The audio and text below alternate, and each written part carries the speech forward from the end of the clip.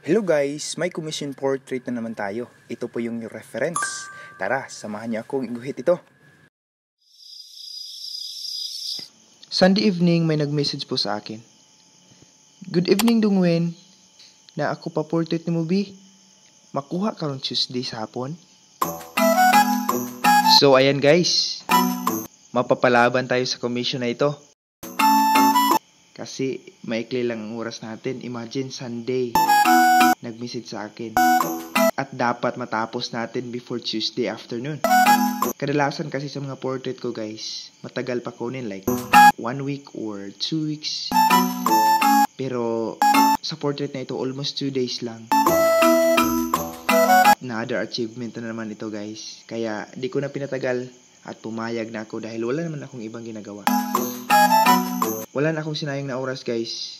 Sinimulan ko to bali 8:45. Nakapag-sketch na ako. At para sa kaalaman ng lahat, itong commission na ito ay pang birthday gift. Happy birthday po pala kay ma'am na dinrawing natin. Hindi ko po alam yung name niya. At sana magustuhan niyo po ang commission na ito. God bless po. Ang sarap talaga sa pakiramdam guys kapag makita mo yung mga tao na ngumiti dahil sa gawa mo. At syempre, masakit din kapag hindi i-value ang gawa mo lalo na pag crush mo. Uhaha! Bali, nung nakapag-drawing na ako guys, hindi ko na namalayan na 2 AM na pala. Huhu! Bilar na po guys. So sad. Di bali na kung 2 AM. Importante maaga tayo natulog kasi 2 AM na eh. Kinabukasan, since bikan ko naman, pinagpatuloy ko na ang pagdodrawing. At sobrang enjoy po ako kasi medyo challenging ang damit ng subject. At syempre, marami na naman ako natutunan sa portrait nito. Diba? Yan ang mas importante. Ayan guys, malapit na tayong matapos.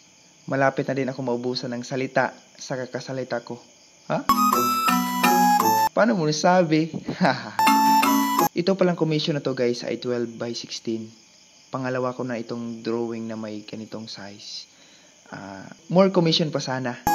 Kaya ano pang hinihintay nyo? Mag-message na kayo. So ayan guys, lagyan na natin ng pirma para matapos na ito.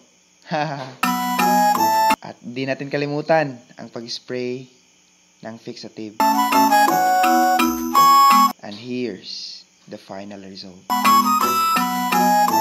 Boom. Ayusa. Ay. Follow for more. God bless.